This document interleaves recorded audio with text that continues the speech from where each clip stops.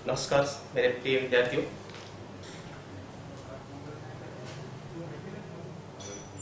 गुरु ब्रह्मा गुरु विष्णु गुरुदेव महेश्वरा गुरु साक्षात परब्रह्म तस्मै श्री गुरुवे नमः। गुरु के चरणों में प्रणाम स्वीकार अर्पण कर आज का विषय मध्यकालीन कविताएं रैदास द्वारा लिखा गया रैदास वाणी पर आज मैं आपके सामने संक्षिप्त रूप से परिचित कराऊंगा, जिसमें मध्यकालीन कविताएं जैसे भाग साहित्य में तीन विधाएं हैं, जैसे गद्य भाग, पद्य भाग और कहानी भाग। जिसमें पद्य भाग में जैसे आधुनिक कविताएं एवं मध्यकालीन कविताएं, जिसमें आधुनिक मध्यकालीन कविताएं जिसमें रैदास वाणी, सूरदास, रहीम के दोहे, सूरदास जैसे चार दोहे यहाँ पर प्रस्तुत किए गए। उसमें से पहला दोहा जिसे आप लोगों के लिए पीयूसी द्वितीय कक्षा के विद्यार्थियों के लिए रैदास वाणी पर जिसे संत रैदास जी ने लिखा हुआ। जैसे मध्यकालीन जैसे समय भारत के कोने कोने में अनेक साधु संतों का जन्म हुआ। कहा जाता है कि जिसे मध्यकालीन समय भारत के कई हिस्सों में स्वर्णिम माना जाता।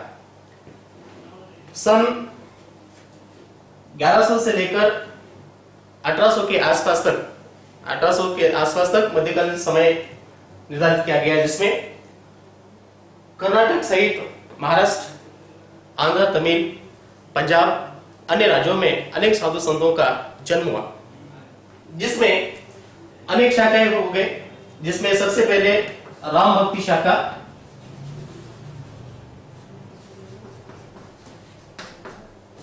और दूसरा कृष्ण भक्ति शाखा।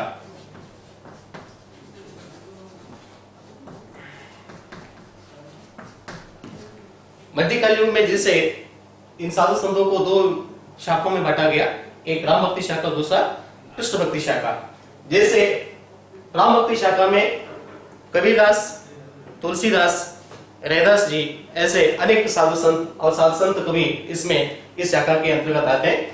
और दूसरा कृष्ण भक्ति शाखा, जिसमें सूरदास, मीराबाई, अन्य कवियों के नाम, संत कवियों का नाम इसमें आदर के साथ लिया जाता है। जैसे आज में जिसे राम भक्ति शाखा के उसके दो प्रमुख और शाखाएं, जिसे निर्गुण भक्ति शाखा एवं सगुण भक्ति शाखा।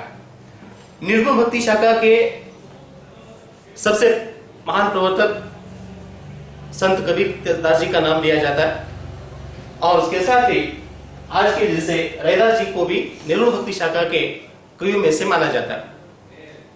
जैसे सगुण भक्ति शाखा है, जैसे तुलसीदास आदि संत कवि इसमें उपस्थित हो जाते हैं। और निर्गुण और सगुण का अंतर मैं आपको थोड़ा सा समझाऊंगा। जैसे सगुण भक्ति एवं निर्गुण भक्ति। निर्गुण भक्ति उसे कहा जाता है जिसमें निर्गुण का आकार है, जिसका कोई रूप आकार उपस्थित नहीं होता, जिसका कोई रूप आकार रंग नहीं होता, उसे निर्गुण भक्ति कहते हैं। किसी भी रूप में, किसी भी रंग में, किसी भी स्थिति में कहीं पर भी प्रस्तुत हो सकते हैं, जिसे उसे निर्गुण भक्ति कहते हैं। सगुण भक्ति जिसका कोई चिन्ह होता है। सगुण भक्ति शाखा जिसे हम देख सकते हैं और स्पष्ट कर सकते हैं, जैसे जिसे क्या कहते हैं, सगुण निर्गुण भक्ति के संत जैसे कबीरदास एवं रैदास जी। कबीरदास जी बताना चाहते हैं जैसे निर्गुण भक्ति में उनके भगवान राम, और सगुण भक्ति में तुलसीदास कहते हैं कि उनके भगवान राम। दोनों राम में अंतर क्या है? जैसे कबीर के भगवान जो राम है वो निर्गुण भक्ति मतलब किसी भी रूप में, कहीं पर भी, हर जगह वो उपस्थित होते हैं। लेकिन तुलसीदास के भगवान जो राम है वो राजा अयोध्या के राजा राम, राजा दशरथ के पुत्र आदर ऐसे उन्हें अपना आराध्य देव माना। और जिसके भगवान राम की हम तस्वीर देख सकते हैं, आदर उनकी आराधना करते हुए हम देखें। लेकिन कबीर की जो भगवान राम है उनका कोई तस्वीर नहीं होता। कबीरदास इसलिए कहते हैं जैसे भगवान का रूप रंग उन्हें स्वीकार, जिसे क्या कहना चाहते हैं भगवान, इसलिए कबीरदास बताना चाहते हैं कस्तूरी कुंडली बसे मरग ढूंढे बन माई, ऐसे गटी गटी राम है दुनिया देखे नहीं। कबीरदास क्या बताना चाहते हैं? निर्गुण भक्ति का एक मैं आपको उदाहरण दे रहा हूं। जैसे कस्तूरी कुंडली बसे मरग ढूंढे बन माई, ऐसे गटी गटी राम है दुनिया देखे नहीं। कबीरदास इस दोहे के माध्यम से बताना चाहते हैं कस्तूरी कुंडली बसे मरग ढूंढे बन माई, ऐसे घटी घटी राम है दुनिया देखे नहीं। कस्तूरी नामक जिसे जो सुगंध होता है वो हिमालय के जो नदी में जिसे क्या कहते हैं पर्वत पर जो हिरण होता है कस्तूरी नामक सुगंध उसके नाभि में होता है। जैसे पेट में भूमि बोलते जैसे उसके नाभि में एक कस्तूरी नामक सुगंध होता है, लेकिन वास्तव में उस हिरण को वो सुगंध कहां से आ रहा उसे मालूम नहीं होता। कस्तूरी कुंडली बसे मन ढूंढे बन माए। कबीरदास इस कस्तूरी कुंडली के माध्यम से, इस दोहे के माध्यम से बताना चाहते हैं, समाज को ये उदाहरण देना चाहते हैं, समाज को ये बताना चाहते हैं कि वस्तु अपने ही पास है।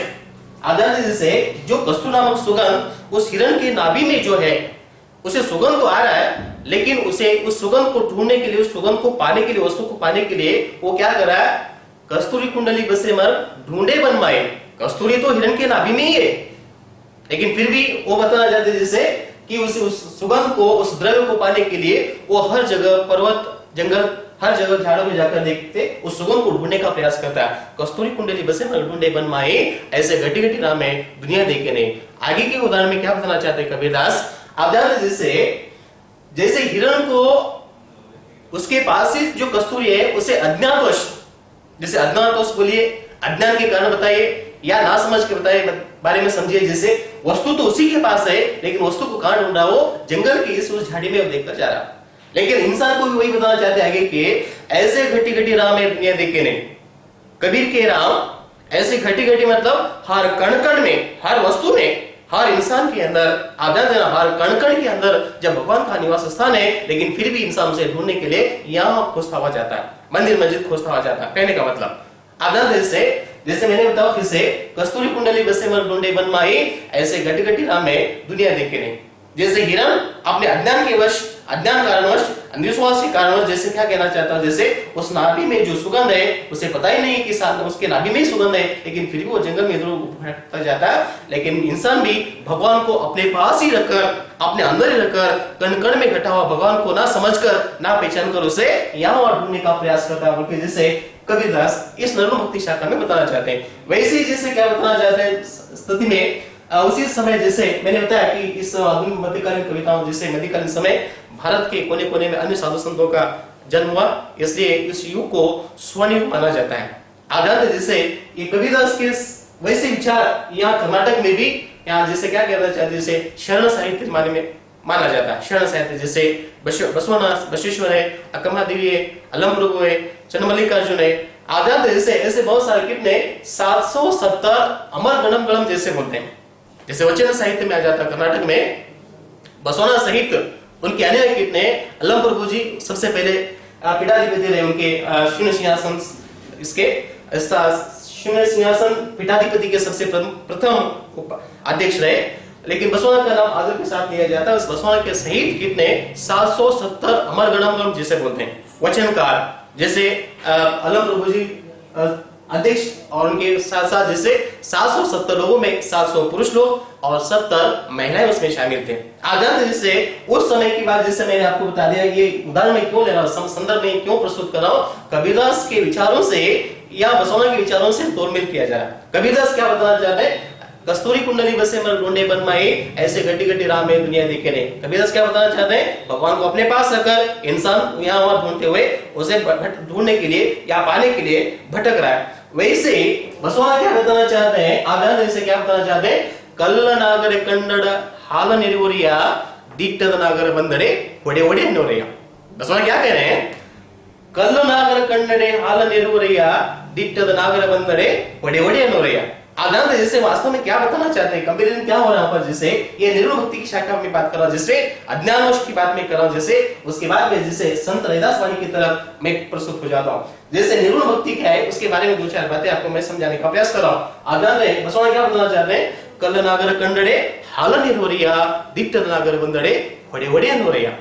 अब बताना चाहते हैं जैसे पढ़े लिखे हो, अनपढ़ हो, जैसे हो, आजाद जैसे अज्ञानवश बोलो, अंधविश्वास जैसे बोलो, आजाद जैसे मंदिरों में जैसे क्या होता है, जैसे पत्थर का वहां जैसे क्या पत्थर में सांप होता है, जैसे सांप का तस्वीर हो जाता है, वहां पर जैसे शिला होता है, जैसे इसके ऊपर जैसे गांव के सभी स्त्री पुरुष उसे दूध पिलाते हैं। आजाद जैसे कल्ल नागर कंडड़े हाल निर्वरिया, पत्थर का सांप देखिए तो जिस पत्थर के ऊपर सांप है, इस सांप को दूध पिलाने का प्रयास लोग करते हैं, पढ़े लिखे हो, अनपढ़ हो, जो भी हो। आजाद जैसे ये जो पत्थर का सांप है ये दूध पीता नहीं, उसे पिलाने का प्रयास किया जा रहा, लेकिन आगे क्या बताना चाहते हैं, कल्ल नागर कंडड़े हाल नेरोरिया, पत्थर का सांप देखिए तो उसे दूध पिलाने का प्रयास कर रहे हैं। डिक्टर नागर बंदड़े बड़े बड़े नोरिया, आधा जब जिंदा सांप आ जाता है, सामने जिंदा सांप आने के बाद जैसे जब पत्थर के सांप को जो सांप दूध नहीं पीता उसे पिलाने का चेष्टा करें, प्रयास करें, जब पीने वाला स्वयं सांप सामने आ गया तो उसे वो पत्थर लेकर उसके सांप ऊपर डाल देते हैं। फिर आगे क्या बताना चाहते हैं, कल्ल नागर कंडड़े हालो नेरोरिया, डिक्टर नागर बंदड़े ओडे ओडे नोरिया, उन्न लिंगಕ್ಕೆ ಬೋನ ಹಿಡಿ ಹಿಡಿ ಅನ್ನೋರಯ್ಯ, उन्न जंगम बंदरे नडे नडे ಅನ್ನೋರಯ್ಯ। क्या बताना चाहते हैं, जैसे आगे उन्नद लिंगಕ್ಕೆ ಬೋನ ಹಿಡಿ ಹಿಡಿ ಅನ್ನೋರಯ್ಯ, उन्न जंगम बंदरे नडे नडे ಅನ್ನೋರಯ್ಯ। अब बताना चाहते क्या बताना चाहते कवि से बसवाना क्या बताना चाहते हैं, जो सांप दूध नहीं पीता उसे पिलाया जा रहा, जो पीने वाला है उसे मारा जा रहा।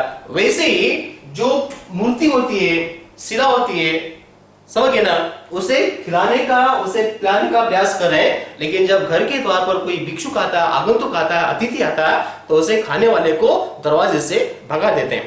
उन्नत लिंगಕ್ಕೆ ಬೋನೋ ಹಿಡಿ ಹಿಡಿ ಅನ್ನೋರಯ್ಯ, उन्न जंगम बंदरे, जंगम मतलब कोई भी अतिथि समझिए, आगंतुक समझिए, भिक्षुक समझिए, आप जानते हैं, कोई द्वार के पास आया, जिसे क्या कहते हैं, जिसे भूखा इंसान आ गया, भूखा प्यासा, उसे खाना पानी देने की वजह से उसे डांट फटकार कर दरवाजे से भगा देते हैं। तो ये कहने का तात्पर्य जैसे वास्तव में ये जो साधु संतों का समय था, इसे स्वर्ण युगों कहा गया। कबीरदास अन्य साधु संतों के बारे में बातें बहुत कुछ हो सकते हैं, मैं आपको बस इतना समझाया। जैसे निर्गुण भक्ति शाखा क्या होता है, जैसे कबीर के अनुसार जैसे मैंने निर्गुण भक्ति समझा दिया, और सगुण भक्ति मतलब जैसे तुलसीदास की बात आ जाती है, जैसे तुलसीदास अयोध्या के राजा राम को अपना आराध्य देव मानते हैं, लेकिन रैदास वाणी में संत रैदास जी ने बता दिया जैसे हम उनकी भी जैसे निर्गुण शाखा के प्रमुख कवियों में उनका भी नाम आदर के साथ लिया जाता। तो संत रैदास जी का परिचय यहाँ पर थोड़ा जैसे क्या कहना चाहते हैं, संत रैदास जी उन्होंने अपने दोहों के माध्यम से मध्यकाल युग में अपना एक मुख्य स्थान उन्होंने बना लिया। जैसे रैदास जी, इस दोहे के माध्यम से रैदास का संक्षिप्त परिचय, जैसे रैदास निर्गुण भक्ति संतों में उनका एक आदर्श से नाम लिया जाता है। उनकी भक्ति का योग मार्ग एकदम सरल था, जटिल नहीं था, सहज भक्ति। उन्हें जैसे भक्त में, साधना में भक्त थे और आचरण में संत थे। साधना में भक्त और आचरण में संत। उनके भक्ति में कोई जटिल मार्ग नहीं था। जटिल मतलब कोई हठयोग जैसा नहीं, कोई कठिन परिश्रम नहीं, जैसे भक्ति भावना करने का, प्रकट करने का, या जैसे क्या कहते हैं भगवान का नाम स्मरण करने के लिए ऐसा कोई नियम नहीं था, एक पैर पर खड़े हो जाए, हाथ ऊपर खड़े हो जाए, पानी में डरिए, आप जानते हैं, ऐसा कोई उनका जटिल मार्ग नहीं था। उनके माध्यम से बताना चाहते हैं कि मन पवित्र होना चाहिए, बस सच्ची शुद्धि होनी चाहिए, मन पवित्र होना चाहिए, सच्ची शुद्धि होनी चाहिए। आप जानते हैं अपने आप को संपूर्ण रूप से भगवान को समर्पित करना चाहिए। यही सच्ची भक्ति रैदास जी के माध्यम से उन्हें बताने का प्रयास करें। आप जानते जैसे उनकी भक्ति में कोई जटिलता नहीं था, सहजता, सरलता, और उनकी भक्ति में जैसे समाज का व्यापक हित, मानवीयता, प्रेम, सद्भावना, एकता, आप जानते हैं समानता की भावना, ऊंच नीच की भावना उनके दोनों के माध्यम से आपको नहीं दिखाई देता। और मैं खास तौर पे जैसे परिश्रम को महत्व दिया और समानता को महत्व दिया। आप जानते हैं उनके विचार ऐसे थे, उन्होंने ये स्पष्ट कर दिया कि रैदास जी ने अपने आचरण से ये साबित कर दिया कि मनुष्य श्रेष्ठ कैसे बनता है। मनुष्य जाति व्यवसाय के कारण श्रेष्ठ नहीं माना जाता, उसके आचरण, अच्छे विचार, श्रेष्ठ विचार एवं श्रेष्ठ गुणों के माध्यम से इंसान को महान बनाया जाता। संत रैदास जी ने साबित कर दिया अपने आचरण से, अपने व्यवहार से, अपने गुणों से, अपने भक्ति भाव से। उन्हें नीच जाति में जन्म लेने के बावजूद भी उन्हें यह साबित कर दिया संसार में आदमी श्रेष्ठ कैसे बनता, जात पात से, व्यवसाय के माध्यम से नहीं बन सकता, श्रेष्ठ विचार एवं गुणों के माध्यम से आदमी महान बनता। इसलिए जैसे रैदास ने अपने आचरण से साबित सिद्ध कर दिया कि जैसे क्या बताना चाहते हैं, किसी भी जात पात में जन्म लेने से, ऊंची जात में जन्म लेने से आदमी ऊंचा नहीं बनता, बड़ा व्यवहार करने से आदमी ऊंचा नहीं माना जाता। आदमी ऊंचा कब माना जाता, उसके विचार श्रेष्ठ होना चाहिए, उसके गुण अच्छे होना चाहिए। गुण क्या होता है आपको मैं आपको बताता हूं, जैसे गुण को कैसे साबित करें, अच्छे गुण कैसे पहचाने की ताकत होना। जानते वास्तव में यहाँ पर मैं एक आपको उदाहरण देना चाहता हूं। जैसे सम्राट अशोक के दरबार में, आनंद है राजा के दरबार में, ऐसे ही धूप का समय था, कड़ी धूप, अनंत जिसे धूप काला जिसे बोलते हैं, धूप काल जिसे बोलते हैं, समर सीजन में राजा को प्यास लगी थी, तो मंत्री बहुत चतुर थे वहां पर उस राज दरबार में। राजदरबार का नाम मैं नहीं ले रहा हूं जैसे, वास्तव में राजा और मंत्री दोनों और सभासद सब लोग थे। राजा को जैसे कुछ मंत्री से गलती हो गई तो मंत्री को थोड़ा सा पार सिखाने की राजा ने कुछ कोशिश की, लेकिन उत्तर में, उस प्रश्न के उत्तर में मंत्री राजा को समझाते हुए 2 लोटा पानी के 2 लोटे लेकर आए, पानी से भरा 2 गिलास लेकर आए। आने के बाद जैसे 1 गिलास राजा को पिलाए और पीने के बाद दूसरा गिलास पानी भरकर लाए और वो भी पिलाए। पिलाने के बाद जैसे राजा के प्रश्न के उत्तर में प्रश्न देने की वजह से राजा को प्रश्न किया गया। राजा का जो प्रश्न था उस प्रश्न का उत्तर देने की वजह से स्वयं मंत्री फिर से राजा को प्रश्न किए, महाराज आपने जो 2 गिलास भरकर पानी पिया, ये पहले वाला गिलास का पानी अच्छा था या दूसरे वाला गिलास का पानी अच्छा था? आप जानते हैं जैसे राजा को थोड़ा सा महसूस हुआ था कि पहला वाला गिलास में जो पानी था वो भी पिया था, उसका स्वाद, उसका मिठास, उसकी स्थिति थोड़ी सी हटकर थी। जैसे दूसरे गिलास का जो पानी था उसमें थोड़ा सा स्वाद जो था, शीतलतापन था, जो मिठास था, वो पहले वाले गिलास में नहीं था। इसलिए उन्होंने थोड़ा सा सोचने के बाद जैसे उन्होंने उत्तर दिया कि जो मैंने दूसरा वाला गिलास का जो पानी पिया, जो गिलास में पानी भरकर दिए थे वो पानी पिया, वो बहुत ही स्वादिष्ट, मिठास, आनंद और ही शीतल था। और पहले वाले गिलास का पानी थोड़ा सा गर्माहट, जिसमें गर्माहट थी, उसमें स्वाद था और ना ही मिठास थी। आप जानते हैं ये उदाहरण जैसे मैं क्या बताना चाहता हूं यहाँ पर, जैसे आदमी की गुण, रूप, रंग बाहरी आडंबरता से महान नहीं बनता, उसके आंतरिक गुणों से आदमी श्रेष्ठ बन जाता है। अब मैं यहाँ क्या साबित करना चाहता हूं आपको, जैसे पहले वाला गिलास में जो भरा हुआ पानी था वो कहां से लाया गया था और दूसरा वाला गिलास का पानी जो था वो कहां से लाया गया था, इन दोनों में अंतर क्या है? आप जानते हैं जैसे पहले वाला जो गिलास भरकर जो पानी लाया गया था वो कहां से? सोना यानी गोल्ड, सोने से बनाया हुआ अच्छा सा सुंदर घड़ा, जिसके ऊपर चित्र रंग बिरंगी उतारा गया, जैसे प्रकाश के माध्यम से वो चमचम चमक रहा, सोने का घड़ा, उसे देखने के लिए लाखों लोग जमा हो जाते हैं। सोने का घड़ा, आप जानते हैं उस सोने के घड़े में से वो पानी जो था, सोने का गुण क्या है? पानी को शीतल बनाता हूं, पानी को स्वादिष्ट बनाता है, पानी में मिठास डाल देता हूं। आप जानते हैं सोने से भरा हुआ चमचम घड़े में, समझ गए ना, जो सोने से बना हुआ था घड़ा चमक रहा है ऊपर से, उसके ऊपर चित्र रंग बिरंगी, जिसे क्या बताना चाहते हैं, अच्छे कलाकार चित्र उतारे उसके ऊपर, डिजाइन जिसे बोलते हैं, उसमें से पानी लाकर जैसे गर्माहट, ना स्वादिष्ट था और ना ही मिठास था और ना ही शीतल था। लेकिन उसकी विपरीत जो दूसरे ग्लास में जो पानी भरकर दिया गया था वो पानी कहां से लाया गया था? केवल मिट्टी से बना हुआ मटका, मिट्टी से बना हुआ घड़ा। आप जानते हैं जैसे सोना और मिट्टी को जमीन आसमान का आप अंदर साबित कर सकते हैं, कहां मिट्टी कहां सोना। आप जानते जैसे केवल मात्र मिट्टी से बना हुआ मटका जो था उसमें से लाया गया था पानी, लेकिन वो मटका, जो उस मटके के अंदर जो गुण है, वो गुण के माध्यम से पानी इतना शीतल हुआ था, इतना स्वादिष्ट था, इतना मिठास था। आप जानते हैं राजा प्रसन्न हो गए, वास्तव में जानते हैं जैसे घड़ा बल्कि सोने का ही क्यों ना हो, लेकिन उसके गुण अच्छे नहीं है, लेकिन घड़ा मिट्टी का ही क्यों ना भले, लेकिन मिट्टी के घड़े में ऐसे गुण, महान गुण हो जाते हैं। आदमी जात पात से ऊंचा नहीं बन जाता, उसके विचारों से, उसके गुणों से श्रेष्ठ बन जाता है। घड़ा सोने का तो उसकी कीमत की तो होगा, लेकिन उसके गुण हमें कुछ महत्व नहीं देते। लेकिन मिट्टी का घड़ा मामूली समझ के ना, कम समय जिसे क्या कम भाव में मिल सकता है, लेकिन उसके गुणों को महत्व देना हमें जानना चाहिए। आदत जैसे किसी भी व्यक्ति के उसके बाहरी आडंबरों को देखकर, आदत जैसे रूप रंग को देखकर महत्व नहीं देना चाहिए, उसके गुणों को महत्व देना चाहिए, गुणों को बढ़ावा देना चाहिए। यही तो गुण सिद्ध क्या करता है, समाज में महान पुरुषों का निर्माण करता है। और महान पुरुष जिस समाज में जो समाज निर्माण करता है वो समाज भी अभिवृद्धि की तरफ, शांति की तरफ चला जाता है। रैदास ये सिद्ध किया कि जैसे कि आदमी किसी भी जात पात में जन्म लेकर वो अपने विचारों से, अपने गुणों से श्रेष्ठ बन सकता है बोलकर जैसे एक छोटा सा उन्होंने बता दिया। और यहाँ पर बताना चाहते हैं जैसे रैदास आगे बताना चाहते हैं उनके दोहे की तरफ, जैसे वास्तव में रैदास जी भगवान राम को अपने आप को समर्पित कर चुके हैं, भगवान राम को अपना आराध्य देव मानते हैं। और जैसे भगवान राम और अपने आप को यहाँ पर तुलना किया जा रहा है, जैसे भगवान राम को आदान देने से, भगवान राम को संपूर्ण रूप से अपने आप को समर्पित कर आदान ने अपने आप को क्या बताना चाहते हो? बाती, धागा, आदान देने से पानी और सेवक। रैदास अपने आप को क्या बताना चाहते हो? बाती बता रहे, सेवक बता रहे, पानी बता रहे, आदान है। फिर भगवान राम को उन्होंने ये सिद्ध किया जैसे चंदन, स्वामी, आदान है, दीपक और मोती। वास्तव में क्या बताना चाहते हैं? अपने आप को क्या बताना चाहते हैं और राम को क्या, भगवान राम को क्या बताना चाहते हैं? भगवान राम को चंदन बता रहे, दीपक बता रहे, आदान से मोती बता रहे और स्वामी बता रहे। लेकिन विपरीत अपने आप को क्या बताना चाहते हो? चंदन के विपरीत पानी बता रहे, दीपक के विपरीत बाती बता रहे और मोती के विपरीत धागा बता रहे और स्वामी के विपरीत सेवक बता रहे। अपने आप को सेवक, आदान जैसे जो इंसान संसार में सेवा भाव से सेवक बनकर रहेगा वो संसार में ऊंचा स्थान प्राप्त करेगा। आदान जैसे इसलिए बोलते हैं अजर गगरी छलकर जाए।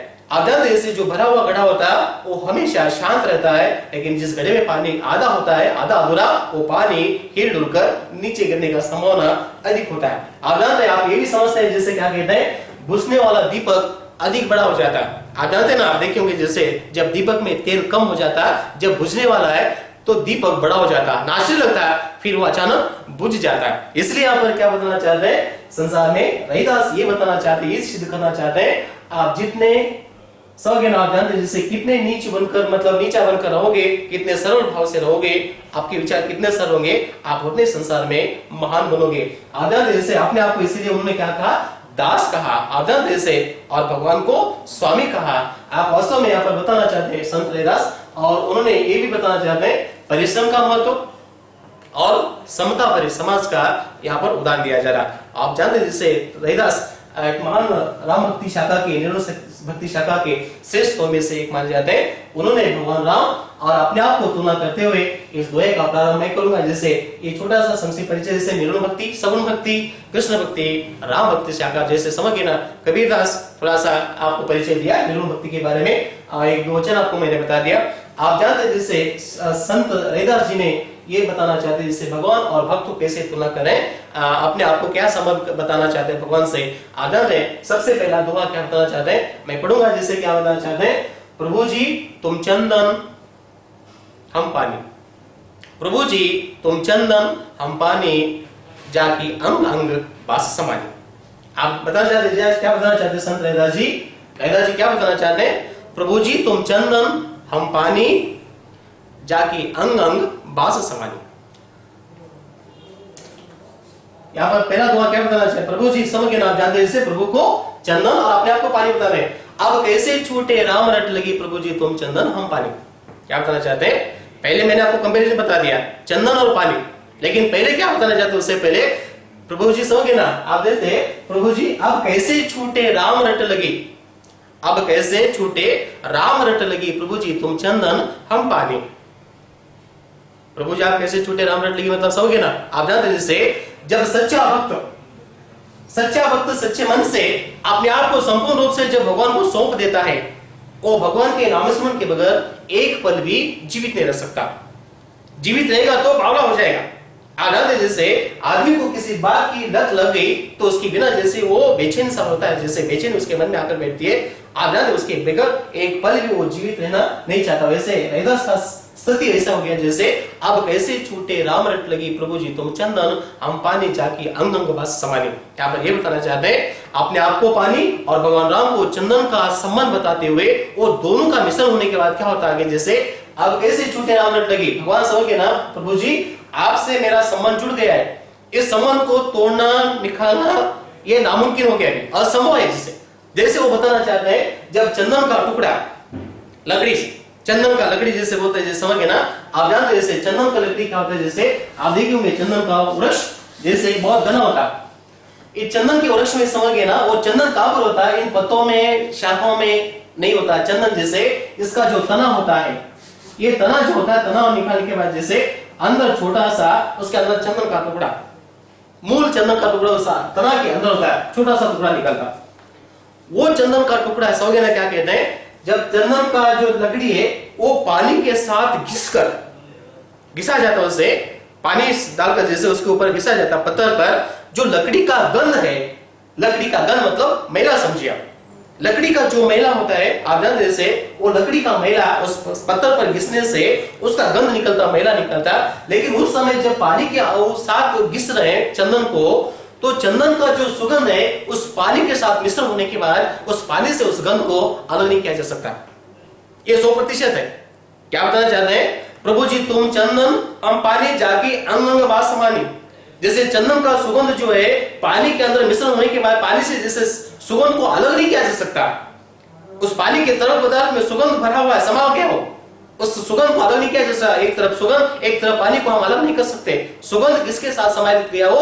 पानी के अंदर समा गया हो। उस सुगंध को समझ के क्या कहते हैं? जो गंध होता है चंदन के लकड़ी से घिसा हुआ जो गंध निकलता है वो गंध क्या कहलाता है मालूम है आपको? वास्तव में जिसे क्या कहते हैं, जब अंग अंग को लगा लिए, उसका लेपन किया गया, आप जानते जैसे शरीर से जैसे सुगंध समा जाता है, सुगंध आने लगता है। आप जानते इसलिए बताना चाहते हैं भगवान राम के प्रति रैदास की भक्ति अपूर्व है।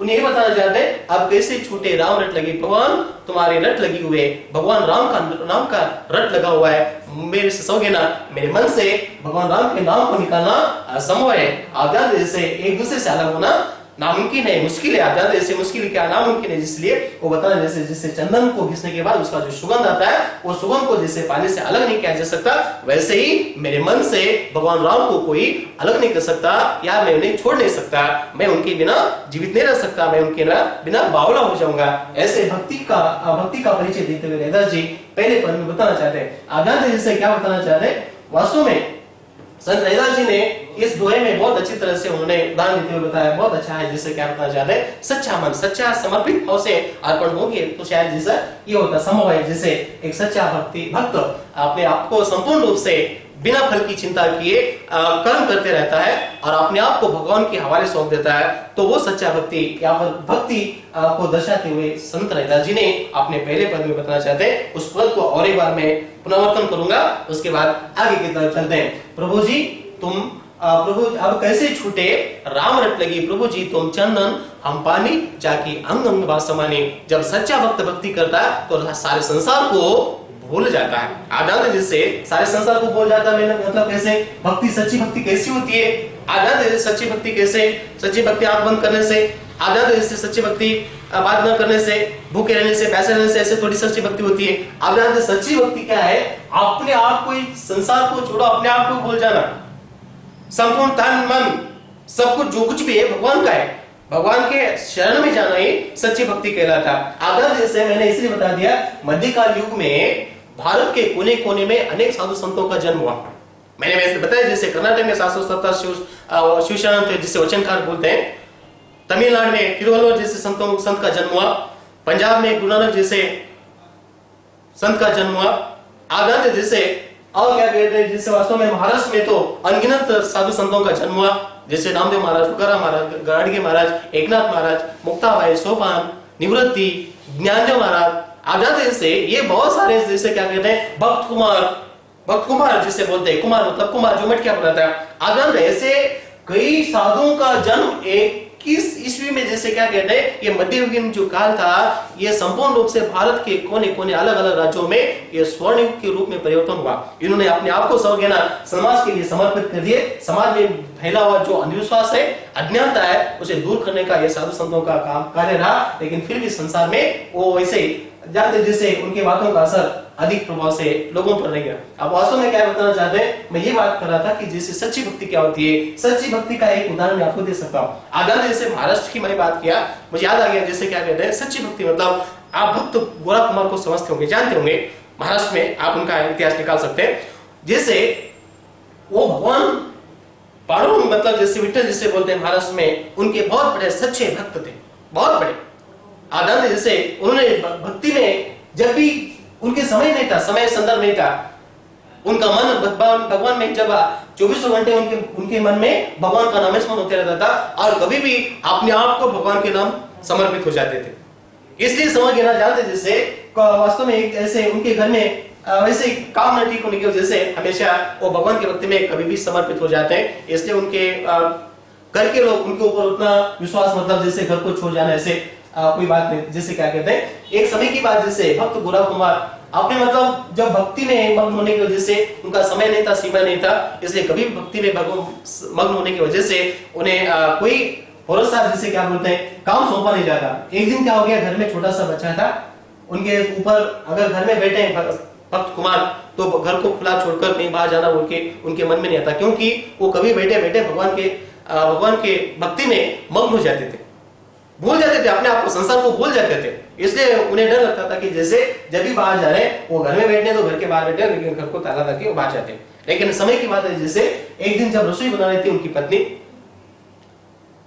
रसोई बनाते समय पानी समाप्त हो गया, छोटा सा बच्चा था, जैसे घुटनों के बल पर चलता छोटा बच्चा, आप जानते हैं 5-6 महीने 7 महीने, जैसे समझिए जब घुटनों के बल पे, पैर के बल पे जैसे बैल के जैसे चलता है ना, उसको बोलने को ठीक तरह से आता, समझिए ना, ठहरने को आता, ना भागने को आता, दौड़ने को आता, बस थोड़ा थोड़ा खिसकते हुए आगे पीछे होते जाता, कोई सहारा मिला तो पकड़ कर खड़ा हो सकता है। छोटा सा बच्चा उनके घर में था। आप जानते उस बच्चे को भी उनके हवाले नहीं करती थी पत्नी, अपने पति के हवाले नहीं करती, पति के पास छोड़कर कहीं तो गई, आने तक बच्चे को छोड़कर भक्ति में मग्न हो गए तो बच्चा कहाँ चलेगा, इसलिए उसको डर था उसके पत्नी को। उनके पत्नी को डर होने की वजह से ये पानी लाने का जो समय था, वो समय जिस सुबह सुबह जिससे बच्चा सोया हुआ था, अभी बिस्तर में सोया हुआ था, उन्हें लगा कि शायद बच्चे को जगाकर अपने साथ लेके जाए, फिर उसके बाद पानी लाना, ऐसे ये सोच रही थी। लेकिन फिर भी उन्हें लगा कि शायद बच्चा अभी तो सो गया, बस यूं गई यूं आई, तब तक रहने दो, सोने दो बोलकर, जैसे थोड़ा सा उसको मन में डर लग रहा ही था कि कुछ होने वाला है, फिर भी उन्हें भरोसा नहीं था। लेकिन क्या किया, जैसे मजबूरी थी, जैसे उन्हें लगा कि जल्द से जल्द जाकर एक घड़ा पानी भरकर लाऊंगी तो फिर बच्चे को मैं जगाऊंगी। ऐसे करने के बाद जैसे क्या कहते हैं, आप कस्बों में आप तो जानते हैं, कस्बों से पानी लाना बोले जैसे गांव के बाहर जाना, कुआं तालाब, अगर कुआं है तो वहां से पानी निकाल के बाल्टी से निकाल के लाने के लिए कम से कम 20-25 मिनट होना चाहिए। गांव के बाहर जाना, तालाब है, कुआं है, जो कुछ भी है, वहां से पानी लाने के लिए उन्हें समय लगा। आप जानते जैसे पानी लाने भक्त कुमार की पत्नी वहां से घर से निकल गई, वो बच्चा जाग गया, छोटा सा बच्चा नन्हा सा जाग गया, वो नींद से जाग गया। जागते ही आपको मालूम है स्वाभाविक रूप से बच्चे जैसे बिस्तर से जाग गए, नींद से जाग गए, तो सबसे पहले उनके मुंह से मां शब्द निकलता, अपने मां को ढूंढना शुरू करते हो। आगरा ने जैसे बच्चा जैसे बिस्तर से उठा, बस बैल के जैसे खिसकते हुए अपने मां को ढूंढना शुरू किया। घर में नहीं, घर के बाहर देखता, जैसे आंगन में आ गया, घर के बाहर आंगन में आते, जैसे आप जानते जिस समय भक्त कुमार की पत्नी पानी लाने के लिए जब कुएं पर चली गई थी, उस समय भक्त कुमार साहब क्या करने वालों में, उनका व्यवसाय था मिट्टी से मटका बनाना था। आप जानते मिट्टी को कुचल रहे थे, क्या कहते हैं, मिट्टी कुचल रहे थे। मिट्टी को कुचलते समय जैसे वो बच्चा जैसे क्या कहते हैं, मिट्टी को कुचलते कुचलते भगवान के भक्ति में मग्न हो गए। अब कैसे छूटे राम रट लगी प्रभु जी तुम चंदन हम पानी, भगवान का नाम स्मरण करते करते सारे संसार को भूल गए भक्त कुमार जी, आपने आप को भूल गए, मैं क्या करूं उनको मालूम नहीं। वैसे कीचड़ कुचल रहे, जोर जोर से कुचल रहे, भगवान का नाम ले रहे, आंखें बंद करते भजन करते हुए। आप जानते हो बच्चा अपने माँ को ढूंढते ढूंढते जब घर से बाहर आया, आने के बाद आंगन में देखता उनके पिताजी जैसे वो कीचड़ में नाच रहे थे, कुचल रहे थे। जैसे कुचलना मतलब नाचे जैसा लग रहा, वो भक्ति में मग्न होकर भजन करते हुए उस कीचड़ को जोर जोर से रोन रहे। वो बच्चा छोटा सा नन्हा सा बच्चा उनके पिता के पास गया, भक्त कुमार के पास कीचड़ में गया। जब कीचड़ को कुचल रहे थे जमीन पर, वो बच्चा जाके पैर को पकड़ लिया, पैर को पकड़ने का प्रयास करा, लेकिन वो पैर पे आया, जैसे कीचड़ से लथपथ होने की वजह से बच्चे के हाथ फिसल रहे हैं और बच्चे को नहीं देखे। वो भक्त कुमार बच्चे की तरफ नहीं देखे, क्योंकि मैंने आपको बता दिया जैसे सच्चे भक्त की भक्ति भगवान के प्रति जब भक्ति समर्पित हो जाती है, आप जानते जैसे सारे संसार को अपने आप को भूल गए। इसलिए बोलता संसार में कोई भी काम करें तो सच्ची निष्ठा से, सच्ची सदा से काम करना चाहिए। समझ गए ना? आप जानते जैसे सच्चे मन से, सच्ची सदा से, सच्ची भक्ति से, जिसका कोई फल की चिंता ना करे, बिना फल की चिंता किए जब कर्म किया जाता, वो कर्म को संसार में श्रेष्ठ सिद्ध माना जाता है। आप जानते हैं अगर उस समय में अगर ये घटना जैसे भक्त कुमार अपने भक्ति को भूलकर बच्चे के मुंह में अगर वो भक्ति में मग्न जैसे भक्ति टूट जाती, तो मैं ये बातें आपको नहीं बताता। आप जानते उनका जो कर्म था श्रेष्ठ था, उसका उद्देश्य गलत नहीं था। उनका फल की चिंता अलग नहीं था। आप जानते से वास्तव में जो बच्चा, जो छोटा सा नन्हा सा कोमल सा बच्चा जाके उनके पिता के पैर को पकड़ने का चेष्टा कर रहा, वो भक्ति की मग्न होने की वजह से क्या कर रहे हो, वो मिट्टी को कुचलते कुचलते वो बच्चा पैरों के बीच में आ गया। छोटा सा बच्चा, नन्हा सा बच्चा, नाजुक बच्चा, कोमल बच्चा, आघात से उस बच्चे को ऐसे कीचड़ में रोना शुरू किया। देखे नहीं, रोन रहे बच्चा। आघात से वो औरत पानी लेके आई, उनकी पत्नी पानी लेके आई। उसको भी डर था कि मन में कुछ हो जाए, जल्दी जल्दी चलो, जिससे पानी लेकर भागते भागते भागते आगे, भागते हुए आए। वो आती आंगन में थोड़ी उसके पति की तरफ देखेगी, उसका लक्ष्य, उसका ध्यान, उसका सारा मन का था बच्चे के पास था, जहां बच्चा सोया बिस्तर में। बस जल्द से जल्द जाके बच्चे का चेहरा देखूं। उनके पत्नी को लग रहा था कि कुछ होने वाला है। आए भागते, जैसे बड़े तेजी से आए, घड़ा बस वहीं द्वार पे रखी और द्वार के अंदर से देखती है वहां बिस्तरा खाली गिरा हुआ है, बिस्तर में बच्चे नहीं। आप जानते जैसे बच्चे को ना देखकर घबराने लगी, ये उधर उधर गई, घर में वहां देखी, रसोई में देखी, उधर देखी, इधर देखी, बस बच्चा का पता कहीं नहीं है। फिर भागते भागते बाहर आ गई। बाहर आने के बाद पति को देखती, पति तो अब नजर थोड़ी उनके पैरों में जाता, पति तो कैसे मिट्टी कुचल रहे, उनका काम वो लगे हुए हैं, जैसे भक्ति में डूब गए, भजन कर रहे, भगवान का नाम ले रहे, वो कुचल रहे। आप जानते जैसे वो हड़बड़ाहट में वो गोरख कुमार की पत्नी के आसपास पड़ोस के घर में गई, भाई बहन जी माँ जी, हमारा बच्चा तुम्हारे घर आया, इधर आया, उधर गया, सब वो पूछ रहे, लेकिन कोई उन्हें उत्तर नहीं दे रहा। मतलब जैसे वो नहीं देखे, इसलिए क्या कहते, फिर इधर उधर देखे, फिर आंगन में आकर ठहरी। बच्चा कहां गया, उन्हें पूछना चाहते, उन्हें आवाज दे रहे, लेकिन वो आवाज सुन रहे नहीं, एक नहीं दो नहीं, बस भगवान की भक्ति में डूब गए हैं, भगवान के नाम लेते रहते बस भजन में मग्न है और कीचड़ कुचल रहे हैं। जब कुचल रहे हैं, आप जानते जैसे उनकी पत्नी की दृष्टि अचानक उस कीचड़ पर गिरी, जो उनके पैरों के नीचे जैसे कुचल रहे थे, उस कीचड़ पर दृष्टि गिरने के बाद आप जानते कीचड़ का रंग लाल पीला हो गया। कीचड़ का रंग कैसा हुआ, लाल लथपथ हो चुका है खून से। आप जानते जैसे बच्चे के टुकड़े मिट्टी में कुचल दिए, कब से कुचल रहे मालूम नहीं। आप जानते जैसे पत्नी को देखकर आप आगे घटना में क्या बताओ आपको, जैसे वास्तव में माँ का दिल होता है, जैसे माँ का कलेजा है बाहर, जैसे भागते जाकर अपने पति को ढकल जान जैसे उस कीचड़ को अपने शरीर से लगाया, मेरा बेटा। आप जानते जैसे ऐसे सच्ची भक्ति को देखकर भक्त कुमार, जैसे मैं कहने का मतलब ये दृश्य जैसे क्या बताना चाहते हैं, जब भक्त कुमार उस कीचड़ को कुचलते समय जब भगवान की भक्ति में मग्न होकर सारे संसार को अपने आप को भूलकर, जैसे सच्ची भक्ति किसे कहते हैं तो अपने आप को संपूर्ण रूप से 100% तन मन को भगवान के प्रति समर्पित करना ही सच्चे भक्त का लक्षण है। पर क्या बताना चाहते संत रैदास समझ गए क्या बताना चाहते, अब कैसे छूटे राम रट लगी प्रभु जी तुम चंदन हम पानी, जाकी अंग अंग बास समाने। जब भगवान की भक्ति में मग्न हो जाता तो अपने आप को, संसार को तो छोड़ो, अपने आप को भी संपूर्ण रूप से बोल जाना है, जैसे सच्चे भक्ति के एक जिससे बात यहाँ पर बता दिया। आप जानते जैसे आगे भक्त कुमार की बात चलती आगे, आप जानते जैसे अगर महाराष्ट्र के हैं तो महाराष्ट्र की कहानी आप समझ सकते हैं। बाद में जैसे भगवान ने प्रकट होकर उनके बच्चों को वापस आने का एक कहानी, सुखद कहानी वहां पर भक्त के जीवन में आ जाता। आप जानते जैसे बस मैं आपको ये बताना चाहता था कि सच्चा भक्त कैसे अपने आप को समर्पित कर भगवान को, अपने भक्ति को कैसे निवाहित करता। वैसे रैदास भी क्या बताना चाहते, प्रभु समझ गए ना प्रभु जी, आप कैसे छूटे राम रट लगी प्रभु जी तुम चंदन हम पानी, जाके अंग अंग बास समाने। बस तुम्हारा हमारा कैसा संबंध है, चंदन और पानी की तरह संबंध है। जैसे जब चंदन को पानी में घिसने से उसके सुगंध को अलग नहीं किया जा सकता, एक सच्चे भक्त को भी उसके मन से भगवान को अलग करना नामुमकिन है, जिसे असंभव होकर, जैसे यहाँ पर क्या बताना चाहते हैं रैदास, यहाँ पहले पद में बताना चाहते हैं। आप जैसे क्या बताना चाहते हैं, प्रभु जी तुम गन बन हम मोरा, जैसे चितवत चंद चकोरा। अब जानते दूसरे पद में क्या बताना चाहते हैं, मैं पद पढ़ा, जैसे पहला वाला पद मैंने बता दिया, जैसे अब कैसे छूटे राम रट लगी प्रभु जी तुम चंदन हम पानी, जाके अंग अंग बास समानी। समझ गए ना। और दूसरे पद में क्या बताना चाहते हैं, प्रभु जी तुम घन बन हम मोरा, जैसे चितवत चंद चकोरा। तुम घन बन हम मोरा, जैसे चितवत चंद चकोरा। आनंद जैसे भगवान राम को फिर से वो संबोधित कर रहे हैं, भगवान आप कैसे हैं, घन बन मोरा। घन बोले तो बादल, बरसात में जब काले काले बादल आते हैं जिसे क्लाउड्स बोलते हैं, आनंद बड़े बड़े बादल आते हैं जहां से वर्षा हो जाती है, घनघोर काले बादल छाए आसमान में। आप जानते उस समय में जैसे क्या बताना चाहते हैं, जंगल में सो गए ना वो मोर है, जब बादल छा जाते हैं तो समझ गए ना तो सबसे पहले बारिश आने की संभावना किसे मालूम होता? मोर को। आप घन बन हम मोरा जैसे चंद चंद चकोरा। आप जानते जैसे बरसात की तो इंतजार बहुत सारे लोग करते हैं। बरसात का इंतजार कौन करते हैं? किसान करता।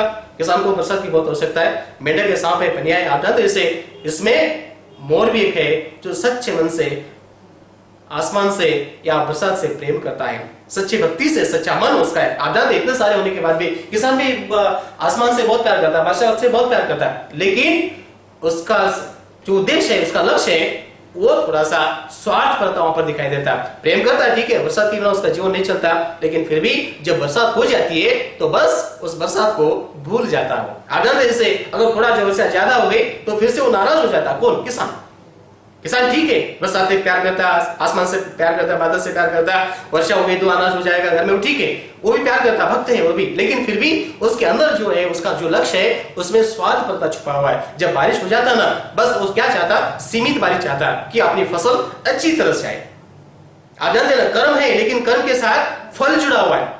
जब किसी कर्म के साथ फल जुड़ा होता है, वो कर्म श्रेष्ठ माना नहीं जाता। आप जानते हैं किसान, इसलिए किसान का नाम यहाँ पर नहीं लिया गया। रहदास जी क्या बताना चाहते हैं? मोर का क्यों नाम लिया गया? मेंढक भी है, मेंढक भी पानी के बिना नहीं रह सकता ज्यादा। आप जानते मतलब कहने का मतलब तालाब में रहता, कीचड़ में रहता। आप जानते जैसे पनिया है, सांप है, ये सब पानी से प्यार करने वाले, बरसात से प्यार करने वाले। आप जानते लेकिन फिर भी इसमें सभी से ज्यादा प्रेम करने वाला कौन? मोर। आप जानते ना जैसे मोर बेहद प्यार करता है, जैसे किसे? बारिश से, घनघोर बादल। जैसे जब घनघोर बादल जंगल में छा जाते हैं तो उस समय कैसे मोर अपने मन से प्रफुल्लित होकर, समझे ना, प्रफुल्लित होकर, खुश होकर, जिसे क्या कहते हैं, वो जंगल में नाचना, नृत्य करना शुरू कर देता।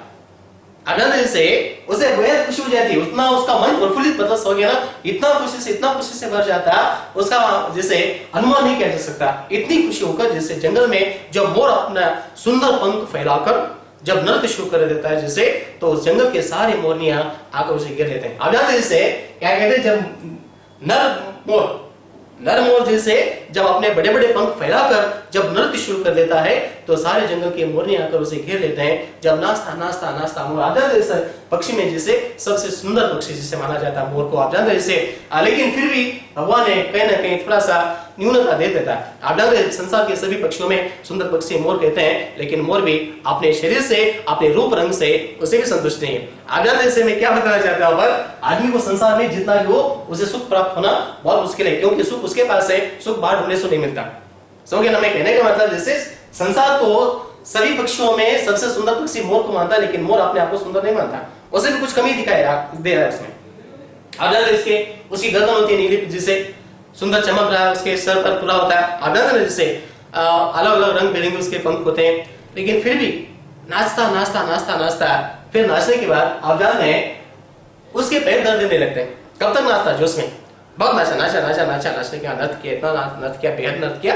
नृत्य करने के बाद उसके पैर दर्द देने लगे, फिर पैरों की तरफ उसकी दृष्टि गई तो पैरों को देखकर वो रोना शुरू कर देता, क्योंकि जैसे आप जानते हैं जैसे मोर के पैर काले होते हैं, मतलब जैसे वो कहा गया है कि इतिहास में बताया गया, जिसे क्या कहते हैं, कहानी में मनगढ़ंत कहानियां जिसे बोलते हैं, वास्तव में भगवान सौगी ने क्या कहते हैं, कौवे के पैर मोर को और मोर के पैर कौवे को आगे। आप जानते हैं कौवा कितना भी काला होने, लेकिन उसके पैर थोड़ा चमकदार होते हैं, सुंदर होते हैं, लेकिन कौवे के पैर मोर पाने की वजह से क्या कहते हैं, मोर के पैर कैसे काले होने की वजह से सौगी आप जानते हैं जैसे वो क्या है, अपने पैरों को देखकर नाराज होकर रोना शुरू कर देता। तो कहने का मतलब समझ ना, शांति समृद्धि जो सुख संपत्ति है, भक्ति है, वो कहां पर है?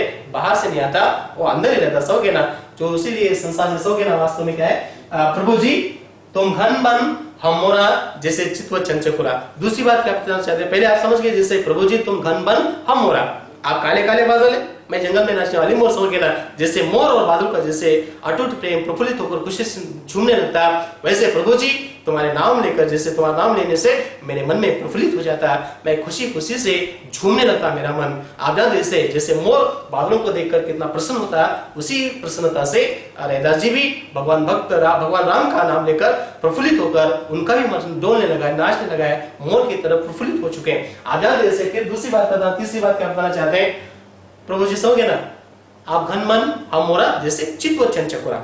आ जाते चित्त चंचकुरा मतलब चकोरा, मतलब चकोर पक्षी। आ जाते जैसे चांद से भी बहुत सारे प्यार करते हैं, कीड़े मकोड़े होते हैं, आ जाते पक्षी हैं, लेकिन उसमें एक पक्षी चकोर पक्षी। आप जानते हैं जिसे पूर्ण चंद्र को देखने के लिए वो चकोर पक्षी बहुत समय से, देर समय तक से उसका इंतजार करते रहता है घोंसले से। अपने घोंसले में बैठकर जब तक पूर्ण चंद्र नहीं आता, चंद्रमा नहीं आता, तब तक घोंसले से बाहर नहीं आता। आप जानते हैं ये चकोर पक्षी का एक सच्चा प्रेम, सच्चा समर्पण चांद के प्रति यहाँ बताना चाहते हैं। जैसे वस्तुतः सामान्य तौर से मैं रेदा जी क्या बताना चाहते हैं, जो वस्तु संपूर्ण रूप से समर्पित है उन्हीं वस्तुओं को अपने से तोला गया। आप जानते हैं बहुत सारे मैंने बताया, पानी से, बरसात से प्यार करने वाले बहुत सारे मैंने आपको नाम बता दिया, लेकिन सच्चा प्यार करने वाला माहौल जैसे बादलों से, वैसे समझ गए ना। आप जानते हैं किसान भी बादलों के इंतजार करता, काले बादल आते खुश हो जाता, लेकिन ज्यादा बारिश होने की वजह से फिर वो रोने लगता है। आप जानते हैं जैसे सांप भी ठीक है, पानी बादल को देखकर, बरसात को देखकर खुश हो जाता है, लेकिन फिर भी पानी के बिना, बादल के बिना वो भी रह सकता है। लेकिन जैसे क्या कहना चाहते हैं, मोर अति प्रफुल्लित होकर वो बादलों से प्यार करता है। और इसी तरह से जैसे चांद को प्यार करने वाले बहुत सारे कीड़े मकोड़े, पक्षी, जीव जंतु होते हैं, लेकिन उसमें सबसे बेहद अपने आप को समर्पित कर सच्चे मन से 100% जैसे अपना तन मन चांद के प्रति समर्पित करने वाला चकोर पक्षी होता है। आप जानते जैसे चांद आसमान में आ गया, आप जानते जैसे उसी समय चकोर पक्षी चांद का दर्शन कर, आप जानते जैसे उसका मन प्रफुल्लित होकर, आनंदित होकर अपने शिकार के लिए घोंसले से बाहर निकलता। आप जानते वैसे रेदा जी क्या बताना चाहते दूसरे पद में, पहला पद हो गया और दूसरा पद। पहला पद मैं फिर से एक बार पुनरावृत्त करूंगा, जस्ट पढ़ूंगा, उसके बाद दूसरा पद पुनरावृत्त करूंगा, उसके बाद चलते हैं तीसरे पद के तरफ। पहला पद क्या था, प्रभु जी अब कैसे छूटे राम रट लगी, प्रभु जी तुम चंदन हम पानी, जाकी अंग अंग बात समानी। दूसरा पद क्या होता है, जैसे प्रभु जी तुम घन बन हम मोरा, जैसे चितवत चंचकुरा। आप जानते फिर यहाँ पर क्या बताना चाहते हैं आगे, वास्तव में जैसे प्रभु जी तुम दीपक हम बाती, जाकी ज्योति बरे दिन राती। क्या बताना चाहते हैं आगे का पद, क्या बताना चाहते हैं, प्रभु जी तुम दीपक हम बाती, जाकी ज्योति बरे दिन राती। आप जानते जैसे प्रभु जी आप कैसे हैं, आप दीपक हैं तो उसमें जलने वाला बाती में। आप जानते जैसे प्राचीन समय में, आजकल समय क्या कहते हैं, आजकल आधुनिक युग है तंत्रज्ञान का, जैसे आजकल बिजली आ गई है, ये दीपक क्या होता है आजकल के लोगों को शहरों में थोड़ा सा कम दिखाई देते हैं, लेकिन कस्बों में आज भी जैसे क्या बताना चाहते हैं, छोटे से लोहे के होते हैं दीपक। आप जानते जैसे इसके अंदर कपड़ा ठोसा जाता है इसे पकड़ने के लिए, जैसे होता है, बस इसके अंदर थोड़ा सा तेल, यहाँ पर जो है ना ये दीपक जलते रहता है। आप जानते जैसे ये जिसे मिट्टी का तेल जिसे बोलते हैं, वास्तव में सो ना, इसके अंदर केरोसिन जिसे बोलते हैं, गासलेट बोलते हैं, समझ ना। इसके अंदर तेल डालने के बाद इसके अंदर जो कपड़ा ठूंस देते हैं, आपको मालूम है जैसे कस्बों में समझ ना, अभी भी जैसे लोगों को दीपक, ये बात कर रहा हूं, कस्बों में अभी भी कुछ ऐसी गरीबी हमारे देश में, एक दीपक बाजार से खरीदना नहीं होता, इतनी गरीबी है देश में। आप जानते जैसे कहां तो बोतल गिरते ना कांच के, ये बोतल को लाकर जैसे उसके ढक्कन को सुराख मार के उसके अंदर से कपड़ा ठूंसकर उसके अंदर तेल डालकर दीपक बनाते थे। हमारे देश में गरीबी इतनी उतनी फैली नहीं है, बहुत है गरीबी। आप जानते जैसे वास्तव में दीपक बोले तो मैं आपको बता रहा हूं, दीपक कई प्रकार के होते हैं, जैसे वास्तव में समझिए ना, कई बड़े बड़े लोगों के घर में शान शौक के लिए वो लटका देते हैं, वो दीपक आप जानते हैं, लेकिन गरीबों के घर में जो होता है दीपक वो आप जानते जैसे दीपक की कीमत वही होती है जिसकी उसकी आवश्यकता है, जिसकी आवश्यकता नहीं है यहाँ उसे लटकाया जाता, बस इधर रह जाना, इधर लटक के रहना, तेरा कोई काम नहीं, बस घर की शान शौकत बढ़ाते रहना, उतना है। लेकिन जहां उसकी आवश्यकता होती है उसकी कीमत बहुत होती है। आप जानते हैं हर एक वस्तु की ऐसे संसार में ये, जिस वस्तु की आवश्यकता होती है उसकी कीमत होती है, जिस मनुष्य की आवश्यकता उस मनुष्य की कीमत होती है, समय के साथ, संदर्भ के साथ। आप जानते हैं जैसे ऐसे घटना संसार में बहुत कुछ हो जाता, लेकिन जैसे प्रभु जी तुम दीपक हम बाती, जाती जाकी ज्योति बड़े दिन राती। आप जानते हैं जैसे इस दीपक में जब बत्ती डाल देते, कपड़े का बत्ती ठूंस कर उसके अंदर जब तेल डालते ये जलते रहता, कपड़ा अपने आप को जलाकर अमर दीपक बन जाता, जलाते रहता हो, जला जलाकर खुद को जलाकर दूसरों को प्रकाशित कर देता। समझ गया? आप जानते हैं जैसे ये प्रकृति का नियम, जैसे क्या बताना चाहते हैं, कपड़ा उस तेल के अंदर भिगोने के बाद अपने आप को जलाकर दूसरों को प्रकाशित करना ये छोटी बात नहीं। आप जानते हैं प्रकृति के बहुत सारे उदाहरण ले सकते हैं, जैसे आम का वृक्ष लीजिए, नदी का पानी लीजिए, तालाब का पानी लीजिए, कुएं का पानी लीजिए, जो कुछ भी प्रकृति में जितनी भी वस्तुएं हैं उनके बारे में सोचे तो सब आप जानते हैं जैसे आदमी का जो कर्म है वो कुछ भी नहीं प्रकृति वस्तुओं के सामने। आप जानते हैं जिससे केवल मामूली दीपक समझिए ना, अपने आप को जलाकर दूसरों को प्रकाशित करना ये मामूली बात नहीं, छोटी बात नहीं है। आप जानते हैं जैसे आदमी अपने आप को तकलीफ में डालकर दूसरों को कब खुश से देखना चाहता, ये मुझे बोलिए। आप जानते हैं जैसे सबसे पहले आदमी किसके बारे में सोचता? अपने बारे में सोचता, फिर बाद में दूसरे के बारे में सोचता। पहले अपना पेट भरना, फिर बाद में दूसरों को सोचिए।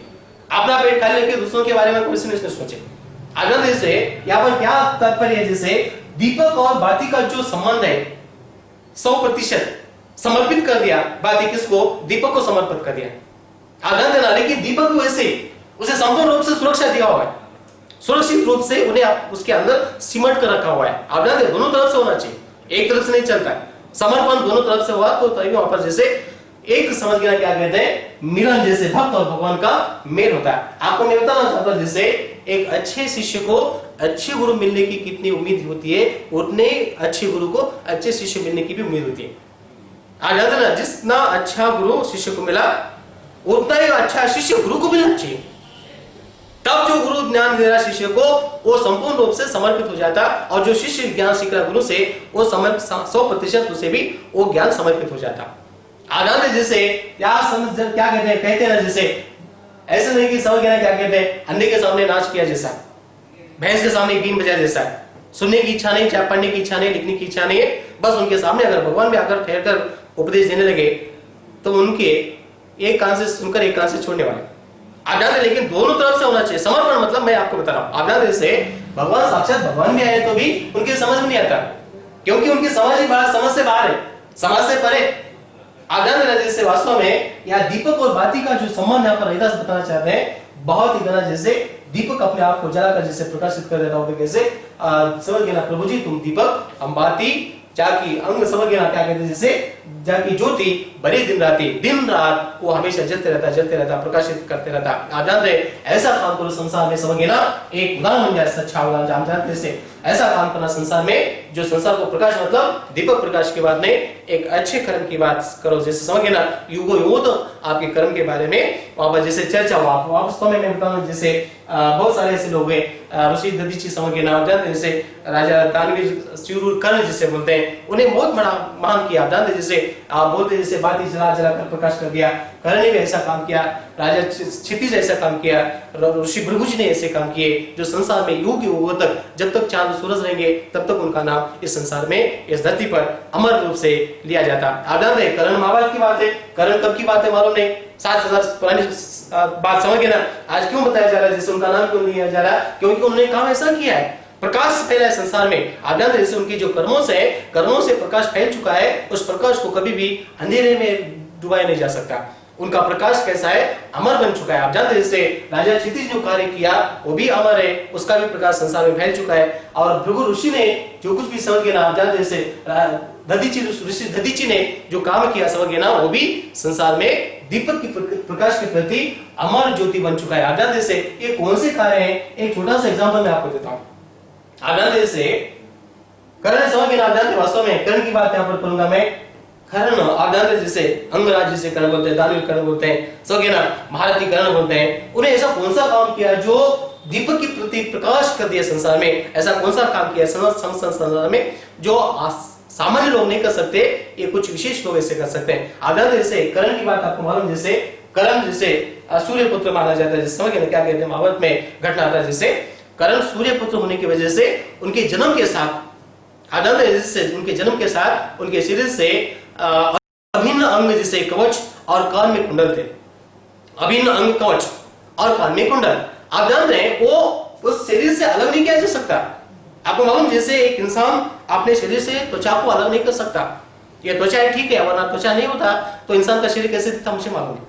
आप जानते त्वचा है इसीलिए तो आदमी के जो अंदर अवयव है, रक्त पानी खून जो कुछ भी है, आप जानते जैसे वो अंदर समाया हुआ है, ऊपर से आदमी ठीक ठाक है, वरना त्वचा नहीं होता तो आप अनुमान लगा सकते हैं इंसान का शरीर किस प्रकार से कैसे गणा से भरा होता है। आप जानते जैसे वैसे त्वचा को जैसे अलग नहीं किया जा सकता, वैसे अभिन्न अंग जिसे कवच और कुंडल कर्ण के साथ उनके शरीर के साथ जुड़ा हुआ था। आप जानते ये बात केवल मात्र दो ही लोग जानते थे, सिर्फ दो लोग। आप जानते जैसे कवच देने वाला और उस समय जो ज्ञानी जैसे भगवान कृष्ण जिसे बोलते हैं, भगवान कृष्ण और भगवान सूर्य को ही एक कवच के बारे में ज्ञात था।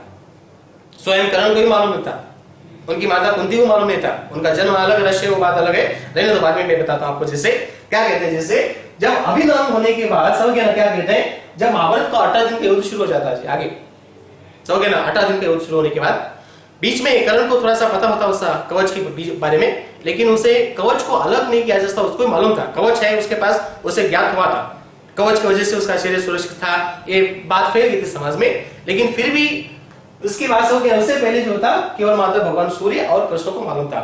लेकिन उसका राज क्या था आप जानते, उसके पीछे क्या राज छुपा था। जब तक कवच और कुंडल रहेंगे करण अमर रहेगा, उसे कोई नहीं मार सकता। एक बात उसके पीछे का राज जो था ये किसी को मालूम नहीं था। आप जानते कवच है थे प्रकट हुआ था, ठीक है, करण को उसकी सुरक्षा के लिए कवच है, ठीक है, जब तक कवच है वो सुरक्षित रहेगा, ये बात है। लेकिन उसका पीछे जो राज था वो सही था, जैसे जब तक कवच और कुंडल रहेंगे करण को कोई इस संसार से विदा नहीं करा था। आप जानते हैं स्वयं भगवान भी नहीं कर सकते। इस समय पर क्या हुआ, जैसे क्या कहते हैं आपको मालूम है, जैसे आदमी जैसे क्या कहते हैं बस अर्जुन को श्रेष्ठ करने के लिए, समझ आप जानते हैं, जैसे अर्जुन भी इंद्र के पुत्र जैसे माने जाते हैं। समय आ गया जैसे कि 18 दिन के युद्ध चलते समय अंगराज जब युद्ध के संदर्भ में उनसे कवच और कुंडल को मांगा जाता। आप जानते जैसे सूर्य देव को मालूम होता है कि जैसे इंद्र आकर उनसे कवच और कुंडल मांगने वाले दान में कृष्ण जैसे समझ गए ना। आप जानते जैसे करण को मालूम नहीं था कि करण का उसका सबसे बड़ा गुण क्या था, जब सूर्य को जल अर्पण कर देता है गंगा स्नान करके, जब स्नान करके जो सूर्य को जल अर्पण कर जब आता सामने, जो कुछ भी आगंतुक आता जो कुछ मांगता उसे दे देता हूं, दान में दे देता। आप जानते ऐसे समय पर एक दिन की बात है, जैसे करण को उनके पिता सूर्य देव ने आकर बता दिए, देखो पुत्र समझ गए ना, हो सकता है ऐसा आपके कवच और कुंडल मांगने के लिए कोई आ सकता है, लेकिन आप अभी भी अपने कवच और कुंडल दान में मत दीजिए। लेकिन फिर भी जैसे करण अपने गुण से बंधे हुए, धर्म से बंधे हुए, अपने वचनों से बंधे हुए, वो कहा कि जैसे समझ करण ने बता दिया अपने पिता सूर्यदेव से कहा, समझ गए ना, आज तक मेरे दरबार से कोई खाली नहीं गया और आगे भी खाली नहीं जाता। लेकिन सूर्य को जैसे उनकी जो पिता होने की वजह से, हर पिता का धर्म है बच्चे को अच्छे रास्ते पर लेके जाना, पिता का धर्म है रास्ता दिखाना। बस सूर्य तो उनको बता दिए, मैं तुम्हारा बाप होने की वजह से मैंने आपको चेतावनी दे दिया, आगे की तुम्हारी मर्जी, जैसी करनी वैसी भरनी, आप मेरी बात मानोगे ठीक है, नहीं मानोगे वो भी ठीक है। आप जानते, लेकिन फिर भी करण अपने बातों पिता की बातों पर ना आकर अपने धर्म को निभाते रहे। अचानक समझ गया ना, जिससे क्या कहते हैं अपने धर्म को निभाने के लिए अंगराज करण, जिसे क्या कहते हैं वास्तव में